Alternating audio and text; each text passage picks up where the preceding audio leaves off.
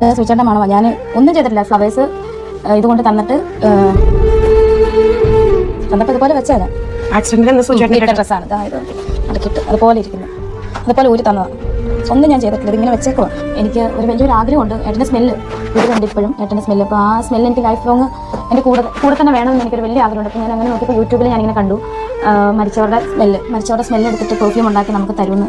അപ്പം അതിനെപ്പറ്റി എനിക്ക് കൂടുതലൊന്നും അറിയത്തില്ല. ലക്ഷ്മി നക്ഷത്രം അന്ന് തന്നത് ലക്ഷ്മി തന്ന പെർഫ്യൂം പവിത്രതയോടെ സൂക്ഷിക്കാൻ വേണ്ടി എന്റെ കൈകളിലേക്ക് കൊണ്ടു തന്നാണ്. കടലുകൾ താണ്ടി കൊണ്ടുവന്ന സാധനമാണ്, ഒരിക്കലും തിരിച്ചു കിട്ടാൻ പറ്റാത്ത സാധനം.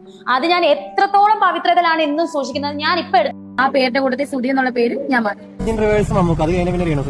അതാണ് മമ്മൂക്ക കഴിഞ്ഞാൽ പിന്നെ രേണുസുധി.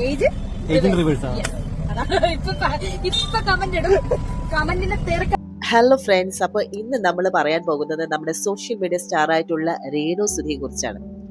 പണ്ട് പാവ രേണു എന്ന് വിളിച്ചവരൊക്കെ ഇപ്പോൾ എന്താണ് അന്തം വിട്ടിരിപ്പുണ്ടല്ലേ.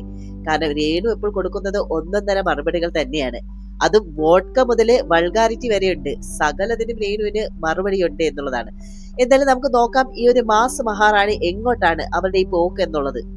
ആദ്യം തന്നെ അവരുടെ കല്യാണ കാര്യം, അതായത് രേണു മൂന്നാമത് കെട്ടാൻ പോകുന്നു എന്ന് കേട്ടപ്പോഴേ നാട്ടിലെ സദാചാര അമ്മാവന്മാർക്ക് പെൻഷൻ കിട്ടിയ സന്തോഷമായിരുന്നു. അപ്പോഴാണ് രേണുവിന്റെ മകൻ കൗണ്ടർ, കെട്ടാൻ എനിക്ക് പ്ലാൻ ഉണ്ട്, സുധി ചേട്ടനെ സ്നേഹിക്കുന്ന ഒരു മനസ്സ് വേണം എന്ന് മാത്രം. അതുപോലെ രേണുസുധി ഒരു മുസ്ലിം യുവാവുമായിട്ട് പ്രണയത്തിലാണെന്ന് റൂമേഴ്സ് വരുന്നുണ്ട്. അതിനെ കുറിച്ച് എന്താണ് പറയുന്നത്? നമുക്ക് നോക്കാം, അത് ഉണ്ടോ ഇല്ല. നമുക്ക് ഞാൻ പറഞ്ഞില്ലേ, ഞാൻ 2 വർഷം കണ്ട് സമയം തന്നിട്ടില്ലേ, നമുക്ക് നോക്കാം. 2 വർഷം ഇനി 1.5 വർഷം കൂടെ ഉള്ളെന്ന് തോന്നുന്നു. കാണാൻ പറ്റുമോ? മിക്കവാറും മേ ബി ഒരു 85-90% കാണാൻ പറ്റും. അല്ലെങ്കിൽ എനിക്കറിയാം 10% നമ്മുടെ കയ്യിലല്ലോ. നമ്മളിപ്പം ആലോചിക്കുന്ന തീരുമാനിക്കുന്ന പോലെ ഒന്നുമല്ലോ കാര്യങ്ങൾ, ദൈവത്തിന്റെ കയ്യിലല്ലോ. ആ പേരിന്റെ കൂട്ടത്തിൽ സുധി എന്നുള്ള പേര് ഞാൻ മാറ്റി. മൂന്നാമതാണെങ്കിലും ഈ രേണു സുധി എന്നുള്ള പേര് ചേച്ചി മാറ്റുമോ കല്യാണം വിവാഹം കഴിച്ചാൽ? ട്രാപ്പിഡ് രേണു സുധി എന്നുള്ള പേര് എന്താ പറയാ, സുധിച്ചാന്റെ ഭാര്യ ആയതുകൊണ്ടാണല്ലോ രേണു സുധി എന്നുള്ള പേര്. ഇന്നും ഞാൻ സുധിച്ചാന്റെ ഭാര്യയല്ലേ. ഇന്ന് ഈ ഇരിക്കുന്ന സമയത്തും ഞാൻ കൊല്ലം സുധി എന്ന് പറയുന്ന അതുല്യ കലാകാരൻ തന്നെയാണ് അദ്ദേഹം. അസാധ്യ ആർട്ടിസ്റ്റ് ആയിരുന്നു അദ്ദേഹം. ഇല്ലെന്നൊന്നും ആരും പറയണ്ട, അസാധ്യ ആർട്ടിസ്റ്റ് ആയിരുന്നു. എനിക്ക് ഭയങ്കര ആർട്ടിസ്റ്റ് എന്ന നിലയിൽ എനിക്ക് ആളെ ഭയങ്കര ഇഷ്ടമായിരുന്നു. ഭർത്താവിന്റെ നിലയിലും ഇഷ്ടമാണ്. അപ്പൊ അദ്ദേഹത്തിന്റെ നിയമപരമായിട്ടുള്ള, അങ്ങനെ തന്നെ പറയാം, അദ്ദേഹത്തിന്റെ നിയമപരമായിട്ടുള്ള ഒരേ ഒരു ഭാര്യയാണ് ഈ രേണു എന്ന് പറയുന്നത്, ഈ രേണു സുധി അല്ലെങ്കിൽ രേഷ്മ പി തങ്കച്ചൻ. നിങ്ങൾ കമന്റ് ഇടുന്ന രേഷ്മ പി തങ്കച്ചൻ. ഓക്കെ, അപ്പം ഇന്നും ആ അദ്ദേഹത്തിന്റെ ഭാര്യയാകുമ്പോൾ രേണുസുധി തന്നെ. ഇനിയിപ്പൊ നാളെ വേറൊരാളുടെ ഭാര്യ ആകോ ഇല്ലെന്നെ ആയാൽ ആ പേരിന്റെ കൂട്ടത്തിൽ സുധി എന്നുള്ള പേര് ഞാൻ മാറ്റും. ആയാൽ സംഗതിയൊക്കെ ശരി തന്നെ. പക്ഷെ വിവാഹത്തെക്കാൾ നല്ലത് ലിവിങ് ടുഗദർ ആണ് എന്ന് പണ്ട് പറഞ്ഞിട്ട് ഇപ്പോൾ കല്യാണം കഴിക്കണം എന്ന് പറയുന്നത് കേട്ടപ്പോൾ ട്രോളർമാർക്ക് ഒരു സംശയം, ഇത് കൺഫ്യൂഷൻ ആണോ അതോ കോമ്പിനേഷൻ ആണോ എന്നുള്ളത്. എന്നാലും കല്യാണം കഴിക്കുന്നത് വരെ സുധിച്ചേട്ടന്റെ പേര് മാറ്റില്ല എന്ന് പറഞ്ഞ ആ തന്റെ ഇടത്തിലിരിക്കട്ടെ ഒരു കുതിരപ്പവൻ.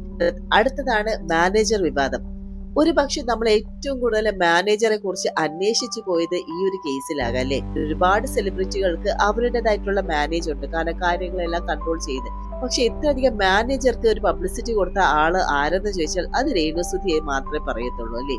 എന്തായാലും ഒരു മാനേജറെ വെക്കാൻ ഇവൾ ആരാ എന്ന് ചോദിച്ചവരോടെല്ലാം രേണു പറഞ്ഞത് കേട്ടോ, ഗൂഗിളിൽ പോയിട്ട് രേണു സുധി ഒന്ന് സെർച്ച് ചെയ്യുന്ന എന്റെ ബയോ വരുമെന്നും. വേണം, മാനേജർ വേണം. കാരണം ഞാൻ പറഞ്ഞില്ല, ഞാൻ BBC ഞാൻ ആരാണെന്ന് ചോദിച്ചവർക്കാണ്, ഇവൾ ആരാണ് ഇവർക്ക് മാനേജർ വെക്കാണെന്ന് ചോദിച്ചവരോടാണ് പറയുന്നത്.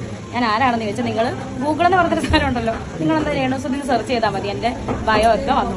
അപ്പം മനസ്സിലാവും എനിക്ക് മാനേജറെ വെക്കാൻ പറ്റുമോ ഇല്ലയോ എന്ന് ആ ചോദിച്ചവർക്ക് മനസ്സിലാവും. എന്റെ പൊന്നോ, പിള്ളേർക്ക് ഇനി പഠിക്കാൻ ഒരു പുതിയ സബ്ജക്ട് കൂടി വരും കേട്ടോ, ഹിസ്റ്ററി ഓഫ് രേണു സുധി. അതായത് ഗൂഗിളിൽ സെർച്ച് ചെയ്താൽ ബിഗ് ബോസ് കണ്ടസ്റ്റന്റ് ആണെന്ന് വരും. എന്തായാലും ലാലേട്ടൻ പോലും ഇത്രയും തള്ളിയിട്ടുണ്ടാകില്ല. ഇനി മാനേജർ ഇല്ലാത്ത സാധാരണക്കാർക്ക് ഗൂഗിളിൽ കയറാൻ പേടിയായിരിക്കും. ഇനി അവിടെയെങ്ങാനും രേണുവിന്റെ ആ ബയോ വന്ന് ഇടിച്ചാലോ.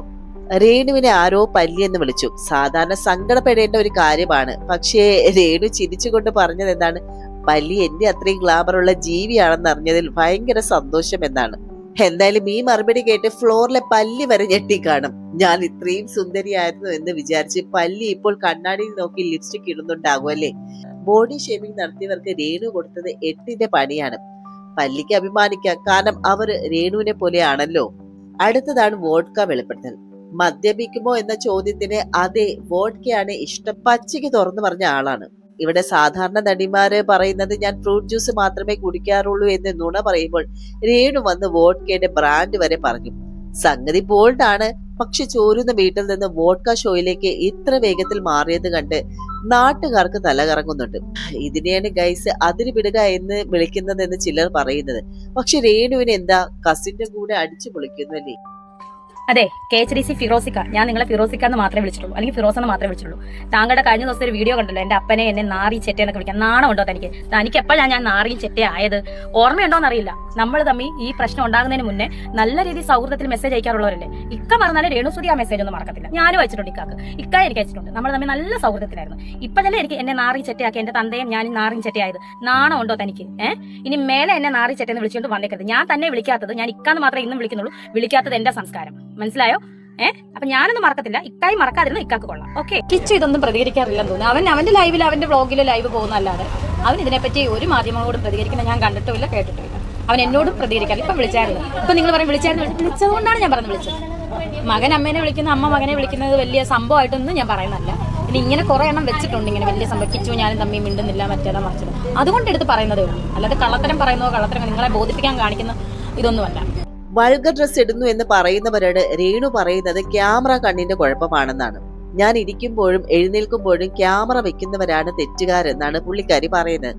സംഗതി ശരിയായിരിക്കാം, പക്ഷെ ലുക്ക് മാറ്റാൻ പോയി ഇപ്പൊ ലുക്ക് മൊത്തത്തിൽ മാറിയത് രേണു അറിഞ്ഞില്ലേ ആവും. പഴയ ആ ഫോട്ടോയും ഇപ്പോഴത്തെ മോഡൽ ഫോട്ടോയും കണ്ടാൽ ആരാടി നീ എന്ന് സുധിച്ചേട്ടൻ പോലും ചോദിച്ചു പോകും. ഗ്ലാമർ കൂടി വരുന്നു. അതുപോലെ തന്നെ കഴിഞ്ഞ ദിവസത്തെ ഇനാഗ്രേഷൻ വന്നപ്പോഴത്തേക്ക് ഇപ്പൊ രേണുസുതി വന്ന് ഭയങ്കരമായിട്ട് വൾഗറായിട്ടുള്ള ഡ്രസ്സാണ് ഇടുന്നത്. വൾഗർ ഡ്രസ്സല്ല ഇടുന്നത്. സത്യം പറഞ്ഞാൽ നമ്മൾ ഇടുന്ന ഡ്രസ്സ് വൾഗർ അല്ല. നമ്മൾ ഇരിക്കുമ്പോൾ അല്ലെങ്കിൽ എഴുന്നേൽക്കുമ്പോൾ നിങ്ങൾ ക്യാമറയുടെ കുറ്റം പറയുന്നതല്ല, കുറ്റം പറയുന്നതല്ല.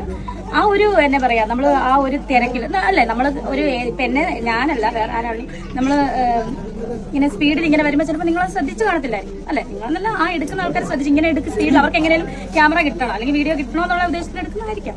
അത് നമ്മൾ വൾഗർ രീതി ഡ്രസ്സ് ഇടുന്നതല്ല. നമ്മൾ എഴുന്നേക്കും നമ്മുടെ ഇവിടെയൊക്കെ എന്തോ കാണുമ്പോൾ അത് വൾഗറായിട്ട് പുറമെ ഉള്ളവർക്ക് കാണുന്നതാണ്. അത് ഞാനത് ശ്രദ്ധിച്ചില്ല, പിന്നെയാണ് കണ്ടപ്പോഴാണ് മനസ്സിലായത്. എന്തായാലും നമുക്ക് കാര്യങ്ങളെ ഒന്ന് വസ്തുനിഷ്ഠാപരമായിട്ട് വിശകലനം ചെയ്തു നോക്കാം. അതായത് രേണു സുധി എന്ന വ്യക്തി ഒരു സോഷ്യൽ മീഡിയ പ്രതിഭാസമായി മാറുന്നത് എങ്ങനെയാണ്? കൊല്ലം സുധിയുടെ വിയോഗത്തിന് ശേഷം മലയാളി സമൂഹം രേണുവിനെ കാണാൻ ആഗ്രഹിച്ചത് എങ്ങനെയാണ്? എപ്പോഴും കണ്ണീർ വാർത്തുകൊണ്ടിരിക്കുന്ന ഒരു വിധവയാണോ? നമ്മുടെ സമൂഹത്തിന്റെ ഒരു കുഴപ്പമാണത്. ഒരു ദുരന്തം സംഭവിച്ചാൽ ആ വ്യക്തി എന്നും ആ ദുരന്തത്തിന്റെ നിഴലിൽ തന്നെ കഴിയണമെന്ന് നമ്മൾ വാശി പിടിക്കും. എന്നാൽ രേണു ആ കംഫർട്ട് സോണ് പൊളിച്ചടുക്കി. അവർ മേക്കപ്പ് ഇട്ടു, ഗ്ലാമറസ് വസ്ത്രങ്ങൾ ധരിച്ചു, കരിയറിലെ ശ്രദ്ധയും കേന്ദ്രീകരിച്ചു. ഇത് പലരെയും ചൊടിപ്പിച്ചു. നമ്മൾ കൊടുത്ത സിമ്പതി ഇവർ ദുരുപയോഗം ചെയ്തു എന്നൊരു തോന്നൽ പലരിലും ഉണ്ടായി. ഇവിടെയാണ് സിമ്പതി വേഴ്സസ് സർവൈവൽ എന്നുള്ള ആ ഒരു പോരാട്ടം നടക്കുന്നത്. പക്ഷേ ഈ ഒരു പോരാട്ടത്തിനിടയിലെ രേണു ചിലപ്പോഴൊക്കെ നിലവിട്ട് സംസാരിക്കുന്നുണ്ടോ എന്ന് ചോദിച്ചാൽ ഉണ്ടെന്ന് തന്നെ പറയേണ്ടി വരും. തന്റെ സ്വകാര്യ ഇഷ്ടങ്ങൾ, അതായത് മദ്യപാനം പോലുള്ളവയ്ക്ക് ഒരു പൊതു പ്ലാറ്റ്ഫോമിൽ ആഘോഷിക്കുന്നത് തന്റെ കുട്ടികളെയും തന്നെ സ്നേഹിച്ച ഒരു വലിയ സമൂഹത്തെയും എങ്ങനെ ബാധിക്കുമെന്ന് അവർ ചിന്തിക്കേണ്ടിയിരിക്കുന്നു. ചുരുക്കത്തിൽ പറഞ്ഞ രേണു സുധി ഒരു വ്യക്തി എന്ന നിലയിൽ തന്റെ സ്വാതന്ത്ര്യം ആഘോഷിക്കുകയാണ്. അതിൽ നമുക്ക് ഇടപെടാൻ ഒരു അവകാശവുമില്ല. പക്ഷെ കൊല്ലം സുധി എന്ന പേരിന്റെ പിൻബലത്തിലാണ് താൻ ഇന്നും അറിയപ്പെടുന്നതെന്ന് അവർ ആവർത്തിച്ച് പറയുമ്പോൾ ആ പേരിനോടും കൊല്ലം സുധിയെ സ്നേഹിച്ച ലക്ഷക്കണക്കിന് ആരാധകരോടും ഒരു ധാർമ്മിക ഉത്തരവാദിത്വം അവർക്കുണ്ട്. ഗൂഗിളിൽ സെർച്ച് ചെയ്താൽ ബയോ കിട്ടുമായിരിക്കും, പക്ഷെ ജനങ്ങളുടെ മനസ്സിലെ ഒരു ബയോ ഉണ്ട്. അത് സ്നേഹവും ബഹുമാനവും കൊണ്ട് എഴുതപ്പെട്ടതാണ്. ആ ബഹുമാനം നിലനിർത്തണോ അതോ വെറും വിവാദ നായികയായിട്ട് ഒതുങ്ങണോ എന്നത് രേണുവിന്റെ മാത്രം തീരുമാനമാണത്. വിമർശകർക്ക് മറുപടി നൽകുമ്പോൾ കാണിക്കുന്ന ആവേശം സ്വന്തം ഇമേജ് കാത്തു സൂക്ഷിക്കുന്നതിലും കാണിച്ചാൽ രേണുവിന് ഇനിയും ഉയരങ്ങളിലെത്താം. അവസാനമായിട്ട് ഒരു കാര്യം, സൈബർ ആക്രമണങ്ങൾ ആർക്കും നല്ലതല്ല. ഒരാളുടെ നിലപാടുകളോട് നമുക്ക് വിയോജിപ്പ് ഉണ്ടാവാം, വിമർശിക്കാം. പക്ഷെ അവരുടെ ശരീരത്തെയും സ്വഭാവത്തെയും ഹീനമായ ഭാഷയിൽ അധിക്ഷേപിക്കുന്നത് ശരിയല്ല. രേണു സുധി അതിര് വിടുന്നുണ്ടോ എന്നുള്ള ചോദ്യത്തിനുള്ള ഉത്തരം നിങ്ങൾ തന്നെ പറയും. നിങ്ങൾ ഒരു സുധി ആരാധകനാണെങ്കിൽ അല്ലെങ്കിൽ ഒരു നിഷ്പക്ഷ നിരീക്ഷകനാണെങ്കിൽ രേണുവിന്റെ ഈ മാറ്റങ്ങളെ എങ്ങനെ കാണുന്നു? ഇതൊരു സ്ത്രീയുടെ അതിജീവനമാണോ അതോ പ്രശസ്തിക്ക് വേണ്ടിയിട്ടുള്ള ഷോ ആണോ? നിങ്ങളുടെ സത്യസന്ധമായിട്ടുള്ള അഭിപ്രായങ്ങൾ മാന്യമായ ഭാഷയിൽ താഴെ രേഖപ്പെടുത്തുക. ഈ വീഡിയോ ഉപകാരപ്പെട്ടുവെങ്കിൽ ലൈക്ക് ചെയ്യാനും ഷെയർ ചെയ്യാനും മറക്കരുത്. ഇതുപോലെയുള്ള കൂടുതൽ സോഷ്യൽ അനാലിസിസ് വീഡിയോകൾക്കായിട്ട് ചാനൽ ഇപ്പോൾ തന്നെ സബ്സ്ക്രൈബ് ചെയ്യുക. അടുത്തൊരു വിഷയവുമായിട്ട് വീണ്ടും കണ്ടുമുട്ടാം. അതുവരെ നന്ദി, നമസ്കാരം.